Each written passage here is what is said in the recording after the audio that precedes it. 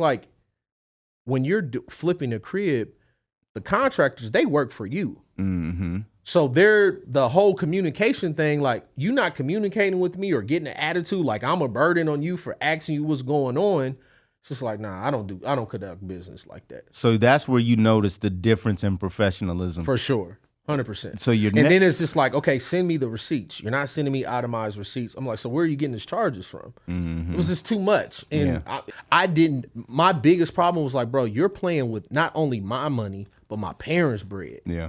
You know what I mean? It's different. Like if I just would have went in it with me, it's like, no, bro, because I'm trying to show them, you know what I mean? Yeah, what's possible. Yeah, this was a possibility for my family alone. Like, you know what I mean? Like, so you not about to play with my bread. You know, we can keep the knowledge to ourselves. And I mean, I know people like that. Like, oh, I'm just, you know, I'm stingy when it comes to the knowledge. Yeah, I used to be like that. I feel exactly. I used to be like, I don't really want to tell you what I'm doing. But then it's like, but why though? Yeah.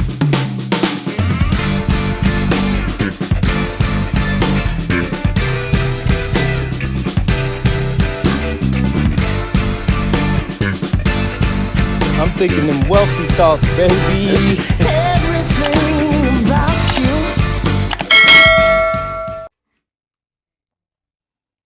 What's up, everybody? We back at it again. It's your boy, StephenMotivate, Stephen Mitchell, known as StephenMotivate on all social media platforms. Connect with me. I want to hear from you. I want to help you in any way that I can. And it's another joint session, StephenMotivate and Dream Big University. It's another joint session, what we call the Wealthy Thought Podcast. And hey, I'm not here alone. I'm here with my co-host, the one, the only, Steve James. Talk to him, Steve. Yo, what's up, man? We here again, man. We you know, we've been knocking these things out. Yeah, we've been knocking these things out, man. Hopefully, y'all been enjoying these topics, and you know, we appreciate y'all tuning in. So let's get to it. Big facts, big facts. So today, we're going to try to dive in more around the real estate, and like I think I've told y'all before, I got into real estate in my early 20s. Bought a bunch of tax sale properties, 9, I think, for $2,500. Started to fix up one. Put probably 20,000 into it, and next thing I know, let's just call it what it is. Crackheads in the area came, took the water heater, took out all the copper and pipes, started ripping down the siding, and I had no more money. So that was basically my experience, and yeah, kind of got my feelings hurt. So hurt my little feelings that I went and ran back in the hole, and I ain't really played with real estate like I've wanted to since then. But bro, you have. Yeah. You have jumped into the real estate, and how's it been for you? Man, I wish I would have started earlier. You know, I was in a situation where I was scared to start. We talk about that a lot. And we talk about that. You know, it's like, oh, the perfect opportunity. You know what I mean? And just not having, I think, I don't even want to say it was scared. It's not having the proper knowledge because people around me were doing it. And I'm like, I can do this. You know what I mean? Yeah. So I kind of took a different approach just to jump into like my first deal. Yeah, tell us about it. You know, I actually did it with my parents. That's a legacy move. Yeah, it was for me. You know, I looked at it as my parents were still working, and I'm like, let's dive in this together because this can jumpstart retirement. You know what I mean? And that was just my thinking. Yeah, behind it. And you know, so I went to my parents and I'm like, look, we have a deal.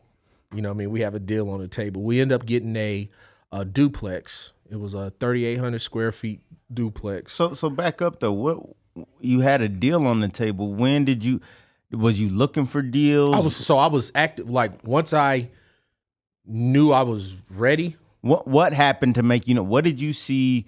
Who was you looking at to make you know, okay, I've got to try this? I started buying courses. Okay. Grant Cardone was the first course that I took. Okay. And it was a pamphlet, and I dove in, and I'm like, okay, but it was a matter for me. It was just like, I'm getting started. Yeah. You know what I mean? So did you get through the whole pamphlet? I did not. I didn't get through the whole pamphlet, and I tend to do that.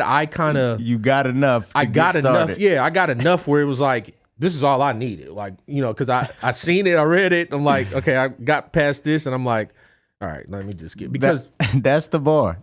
That's the bar. Get enough to get started. Yeah, and I didn't know when you are in study mode, you can get caught up in being in study mode, and then you don't put anything to action. So for me, it was like, okay, big facts.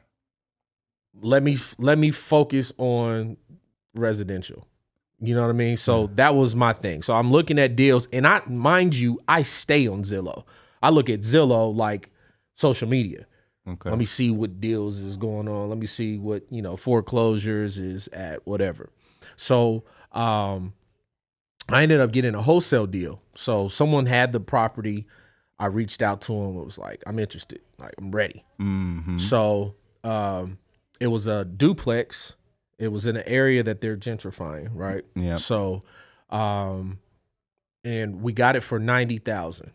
So, paid $90,000 for the deal, and then originally, like the place was supposed to sell for like $350. This was, during your prior estimates. Yeah, it was $250.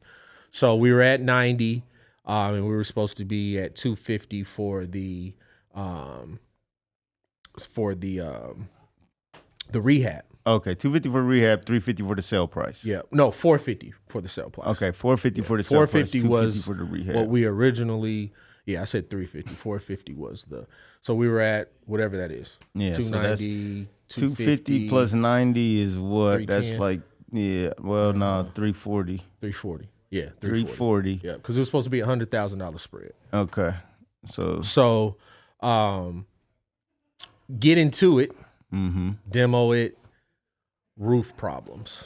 So now we done replaced the roof, but when you tear the roof out, now we got this. So there was the first contractor, there were just too many things, and you have to be careful when getting into real estate. Like, your contractor or your general contractor. How important is that? It's super important, because a lot, and this is part of the business.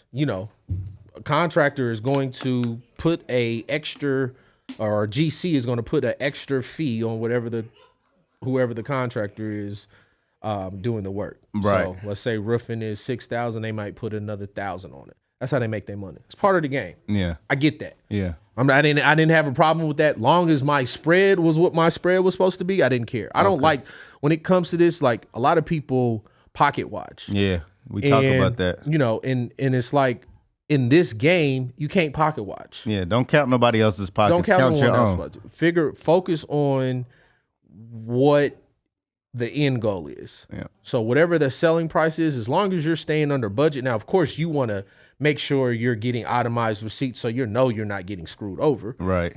So because how does that work? So, like, the GC, you own the property. The GC says, I'm gonna get it done for this. They already got their tax put on it. Yeah. And are you sending them? So it's drafts. So we would do, 3 different drafts. Okay. So the first draft, the first draw, we would give, that's for whatever the case may be. So, but the problem was we kept paying. Now we're over budget because there were so many different things that was coming up, and the house was so big. So it was a duplex, but we turned it into a single family home. Oh, wow. So you talking about a 3,800 square feet crib plus a basement. So this is not and number one, I wouldn't recommend anyone start that big. Okay. It's just too many variables. Okay. And we had a lot of them. And it was the place had been, vacant for like 2 years. So we took on, now of course you want the ugliest, messed up in the B neighborhood. Yeah. You know what I mean? So you can add value to it, which that was the whole goal. But long story short, we got rid of that contractor because he wasn't doing right. And we just... What? Give us more on that. Just as much as you can, at least. What was the sign? Overcharging. Like in not what way? professional. Okay, like what was the sign of not being professional? Texting versus calling, or the work. Oh, you're getting results back. Yeah, the work is like, all right, what is this? Not working. We're giving money, and stuff that we gave money is not done. But you're in Cali, so how are you knowing? So my parents came into place. Okay. So they're on, but I was flying in a lot. Okay. So I would fly in, check on it and everything. Not see the progress that you would so it's like expect to 2 see. months that went by. It's like nothing's been done here. But then the contractor's like, oh, well, no, they cleared out the basement. I said, bro, it takes 1 day for a basement to get cleared. Not no 2 months. You know what I mean? And nothing has been done. Mind you, we're going into, winter season. So it's like we had months where it was just like, let's knock this out. The problem was with him, this was too big of a project for him. He's never done a project this big. He was in over his head. You know what I mean? So he was in over his head. He had no idea. So our original, bid of the 250, we're way over that mark. Okay. You know what I mean? So we end up getting rid of him. We get someone else. So long story short, I met this girl at Saks Fifth. I was buying some cologne. Met this girl. And she gave me her business card because, fragrances and everything. I gave it to my dad. It was in Indy. Okay. I gave it to my dad. I'm like, yeah, she, works at Saks. Like, you should go up there and get some fragrances or whatever. Mm-hmm. So he stayed in contact with her, go up there. She ended up telling him that her dad and her uncle flipped cribs. Like, they have a lot of doors. Wow. Mm-hmm. So they... pure happenstance. Yeah. Wow. So... that's how that relationship came about. So they came out to the place, looked at it, assessed everything, like, what happened? So now we are double paying for stuff that was messed up, because now once you fire someone, once you get rid of that contractor and that work's not right, the new contractor, they come in and have to fix the other mistakes, do stuff to their standard. So now we've double paid for stuff. You know what I mean? Yeah. Like, in a situation where we shouldn't have been. Our spread should have been way bigger than what it was. But you know what? So I get that part. But one thing I don't want people to miss is that you started. Yeah. And you were connecting, which you have like a superpower of connecting with people. Mm-hmm.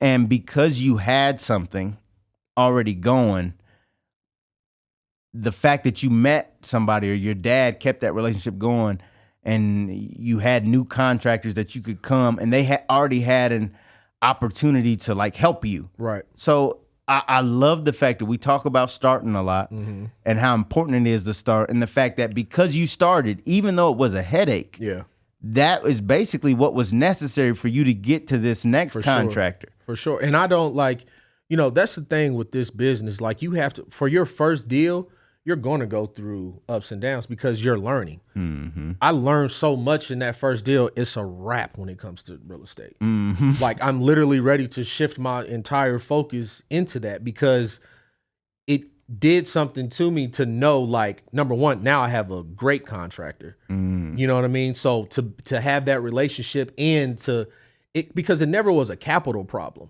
Yeah. Even with the first contractor, it never was a capital problem. Right. We're paying you. Yeah. You know what I mean? Like, so you have to, and that was another thing. It's like, when you're flipping a crib, the contractors, they work for you. Mm-hmm. So the whole communication thing, like, you not communicating with me or getting an attitude like I'm a burden on you for asking you what's going on.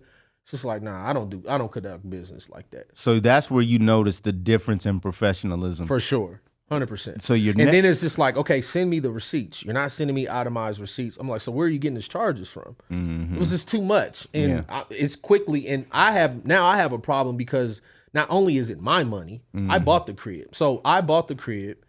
My parents took out did an ELOC on their line of credit on their crib.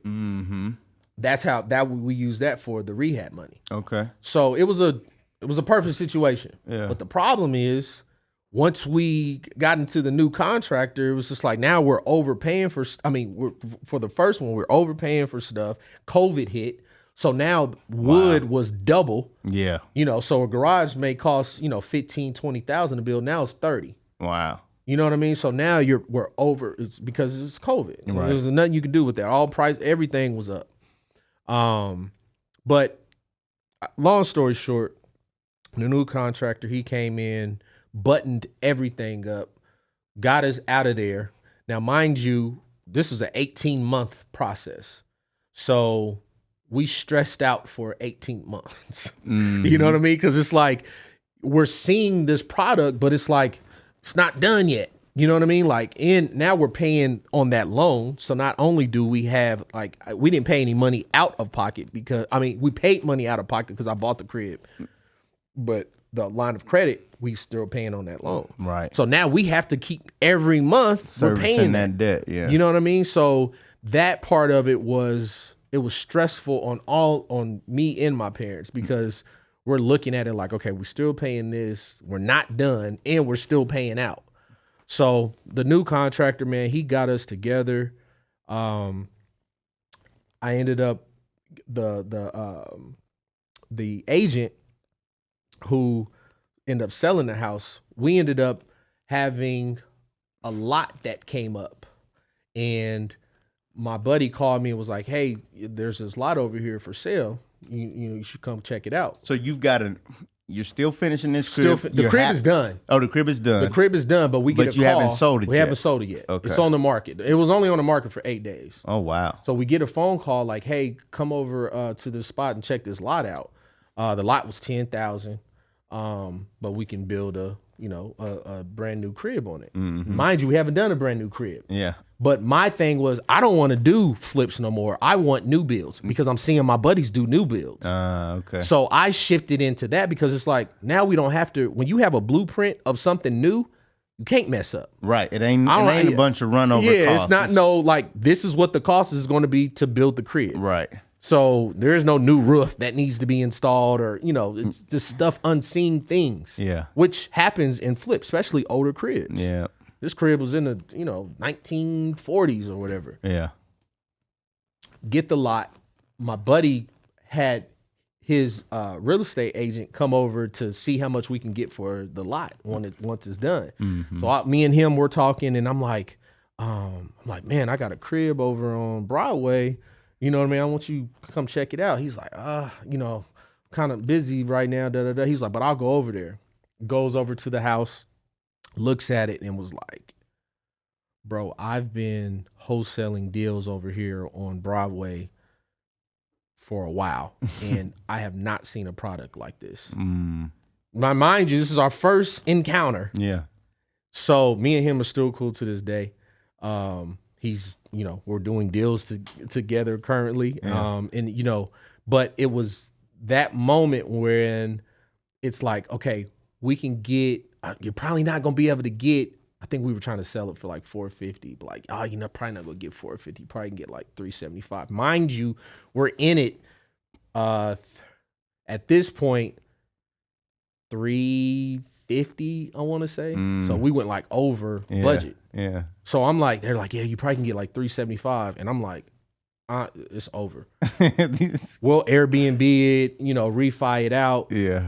After the time, because I'm like, $25K. And we splitting months. Yeah, and you gotta split it. no way. I'm like, and so my dad, he was like, let's just get rid of it. Let's just get rid of it. I'm like, no, Pops, like, we gotta just wait it out. We gotta wait it out. But who's telling you could only sell it for this? The realtors? Yeah. Okay. I mean, I talked to a couple agents. They just like, the area, Yeah. But then a new bill went up. So mind you, the place had been on the market. We got it staged and everything. Okay. It's been on the market for like 5 days. Uh-huh. A new bill popped up, sold. It wasn't even it wasn't even built yet. Sold for like I think 550 or something like that, something crazy. Wow. Agent calls me, bro. You're not gonna believe this, because I kept telling him, I'm like, bro, go up high. Like I always, it's easy to come down. I'm high, so we need 550. Yeah. Jewel me down. Start high. Yeah. I learned that from Enterprise. Aim high, let them jewel you down. So he calls me. He's like, bro, this new build just sold. It's pending right now. It ain't even been built. You have a finished product. I'm like, all right, well, what are we gonna do? Yeah. He was like, all right, I'm gonna go in at 530. So I was like, all right, cool. Because we was going, whatever. Yeah. They countered back at, I think, 510. So we was like, all right, so sold. it was a done deal. From 375 to 510. 510. In a matter of 18 months. But I mean, in a matter of days, how the situation changed. So, but I mean, when was they telling you 375? Like day one? Yeah, I mean, before this new bill popped up, because it just popped up. Like, I mean, you've seen it, but that's the thing. We set the mark. It's so crazy because now, as soon as our crib sold, my agent, he was like, bro, everyone's calling me now on Broadway trying to sell their house. So now, because we set the bar in that area. And you made a beautiful product. And that's what it was for me. And that's what, you know, I would encourage anyone who's getting started, because we learned, I mean, we had almost 2 years of experience dealing with this. So now I know what to look for. I know red flags. Like, nah, this ain't right. You know what I mean? Like, we're definitely not giving you all the money up front. That's the number one no. You know what I mean? Right. You let them, here goes 10%. Once the job is done, then we'll pay you the rest. Because now you save yourself in a situation where you're not forking over the money and you don't see where the money goes. So we about to be out of time, but what's your best advice to somebody trying to get started in real estate? Man, number one, get started. We always, you know what I mean? We always gonna say that. Get started. But, you know, find you somebody that's the GC, the contractor. Those are the most important people. Like, don't just give your money to anybody just because they're giving you a sweet deal. Mm-hmm. Because it's expensive to be cheap. It's expensive to be cheap. And what I mean by that is you might have someone that says, oh yeah, I can do this crib for $100,000, but then you got somebody over here that's charging you $170, but you go with the $100 and then they shortchange you. Mm-hmm. You know what I mean? Yep. So get out of the habit of trying to find the best deal. Find somebody who has the good quality of work. Yeah. So you're not getting screwed over, because the general contractors, and if you can source the materials and all of that and just find somebody to do the labor, do it. Because these general contractors, they will get over on you when you don't, and especially they know when you green. They know when you ain't like, you know, ain't on top of it. Mm-hmm. So, you know, that is my that's awesome, man. Yeah. So and now it's trickling. So now we got that lot, this new build that we just built. It'll be done in like 2 weeks. Dope. So, you know, we're building something from ground up. So now, you know, I'm on the new constructions. Yeah. You know, the ground up product. You know, that's the new wave. Congrats, bro. I'm happy for you. And I think that's Appreciate super it, dope, man, that you didn't wait to get started. In fact, you got started and was started with the wrong person. Yeah, I got started and had to wait. Got started and had to wait even more. Yep. But because you started, and then along the way, as things evolved, as things changed, you was able to find the right person. And then you end up setting the bar where you thought you wasn't going to make nothing. Yep. You waited still. Make. And that's the thing. Like, on your first deal, you may break even. A lot of people were telling me, like, bro, you're not even going to believe it. Like, my first deal, I broke even. Didn't make no money. That just wasn't an option for me, because I'm like, that's a bad investment. Yeah. You know what I mean? Now, you still have a product, but the whole point of investing is to turn a profit. Yeah. You're not turning a profit. You pretty much, now, if we didn't turn a profit, I mean, but you think you would have kept going if you didn't turn a profit? For sure. I mean, because we could have rented the place out, and then there was other options. Yeah. Other ways to pivot. Refi, like the BRRRR method, which is buy, rehab, rent, repeat. Mm-hmm. That method is, once people grasp that term and to know that they can refi out, you'll never lose real estate.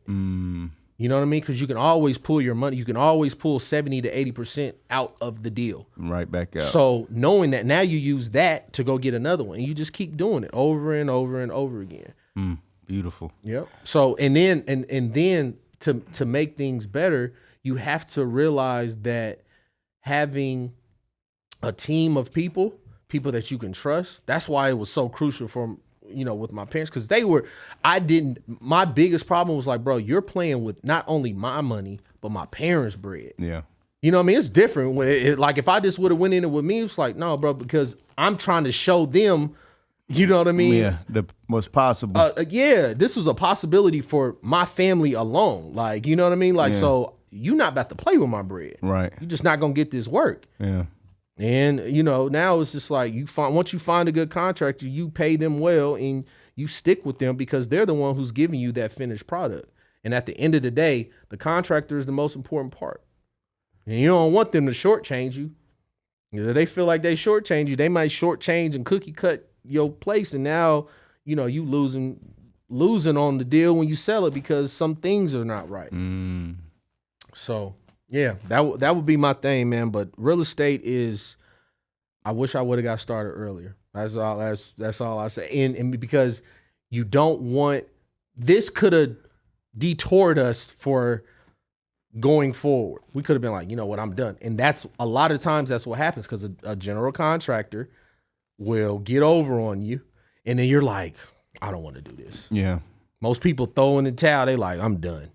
You know what I mean? But I'm glad that we kept going, and and me and my parents, we just getting started. You know what I mean? Look, I'm glad that y'all kept going too, because I can't wait to get back in now that I got somebody in my circle that's doing it. Look, you can do it too. You got to connect with the right people. You got to be listening to the right things to know that it's possible for you. Get started. That's today's episode, y'all. Get started. Yes, sir. It's possible in real estate. Man, like wealthy thoughts. These is those wealthy thoughts. For sure. StephenMotivate, Dream Big University. We out. Peace. I'm thinking them wealthy thoughts, baby.